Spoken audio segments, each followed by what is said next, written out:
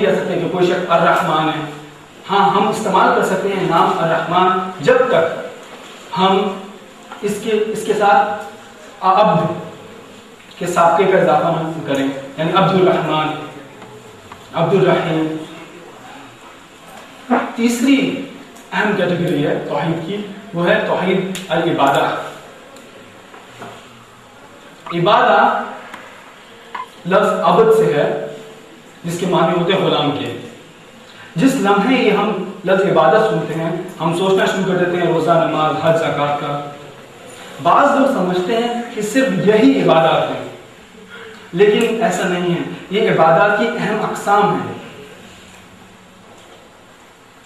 جس لمحے آپ اللہ سبحانہ و تعالیٰ کے احکام پر عمل کر رہے ہیں آپ عبادت کر رہے ہیں. یہ صرف عبادت کی اقسام نہیں ہیں بلکہ عبادت کا معنی بہت وسیع ہے.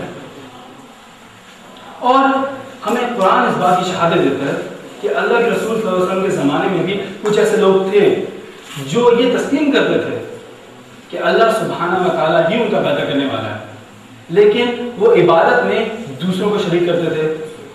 قرآن فرماتا ہے سورہ یونس میں سورہ نمبر 10 آیت نمبر 31 میں، آپ ان سے کہہ دیجیے کہ وہ کون ہے جو تمہیں آسمان و زمین سے روزی پہنچاتا ہے، یا وہ کون ہے جس کا پورا اختیار ہے کانوں اور آنکھوں پہ، اور وہ کون ہے جو مردہ کو زندہ سے اور زندہ کو مردہ سے نکالتا ہے، اور وہ کون ہے جو تمام کاموں کی تدبیر کرتا ہے. تو یہ کہہ اٹھیں گے اللہ.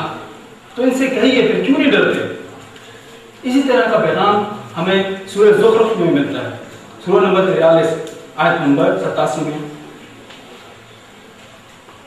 شرک اسلامی اصطلاح میں جو میں 3 درجات بیان کیے ان میں سے کسی درجے کو چھوڑنا یا کسی پر جزوی عمل کرنا یہ شرک ہے.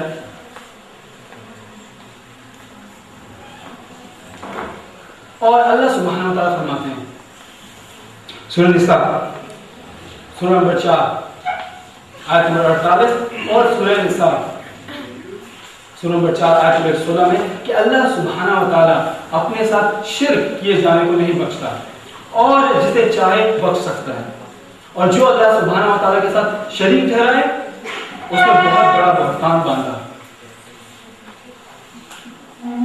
تو ہم اس تمام گفتگو سے ہم یہ کنکلوڈ کر سکتے ہیں کہ 3 بڑے مذاہب کی کتب کا جب ہم مطالعہ کریں تو ہمیں جو یکساں باتیں ملتی ہیں یہ تینوں مذہبی کتابوں میں لکھا ہے کہ خدا ایک ہے، وہ پیدا نہیں ہوا، اس کے جیسا کوئی بھی نہیں ہے، وہ تمام چیزوں کا مالک خالق ہے، اور اس کے کئی ناموں سے ایک نام ہے اللہ. میں اپنی اس تقریر کو ختم کرنا چاہوں گا قرآن کی ایک آیت کا حوالہ دیتے ہوئے.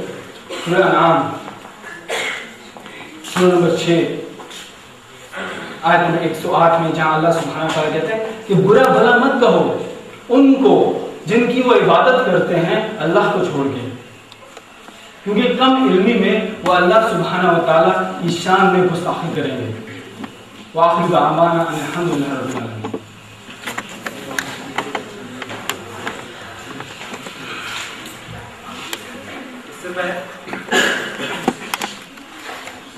میں گزارش کروں گا اپنے معزز سامعین سے کہ سوالات جامع اور مختصر رکھے جائیں، سوالات صرف موضوع کے مطابق کیے جائیں، اور ہمارے درمیان اگر کوئی غیر مسلم بہن اور بھائی ہیں تو انہیں پہلے ترجیح دیجیے. جو ہے مطلب مختلف چیزوں کو شامل کر کے اپنے لحاظ سے اس کو ڈھال دیا. تو کیا ایسا پاسبل ہے کہ جو ہندوازم ہے، ہندو جو ریلیجن ہے، وہ بھی اسلام کی بگڑ ہوئی فارم ہو؟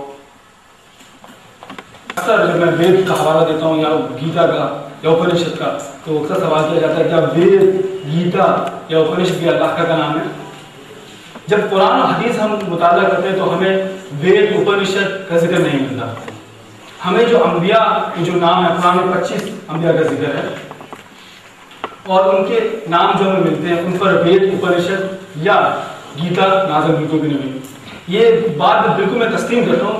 مشکات المصابیح میں ایک حدیث ہے کہ اللہ سبحانہ و تعالیٰ نے 1,24,000 پیغمبر بھیجے، اور یہ صحیح حدیث ہے. تو اس سے ہمیں یہ پتہ لگتا ہے کہ ہو سکتا ہے اللہ سبحانہ و تعالیٰ نے وہاں میسج بھجوایا ہو، اور ایسا ہونا بھی چاہیے. اور اس کا ثبوت ہمیں یہ بھی ملتا ہے کہ جب ہم مطالعہ کرتے ہیں ان کی کتب کا تو ہمیں اللہ کا نام ملتا ہے، ہمیں وحدانیت ملتی ہے، ہمیں محمد صلی اللہ علیہ وسلم کا ذکر ملتا ہے ان کی کتاب میں، بھوشیہ قرآن میں جس کا میں نے ذکر کیا تھا، بہت امپورٹنٹ قرآن ہے.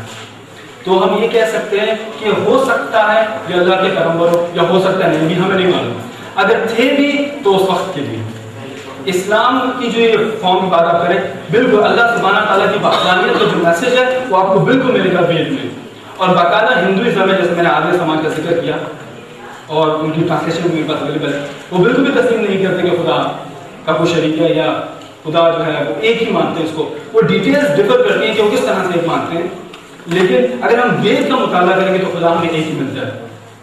وہ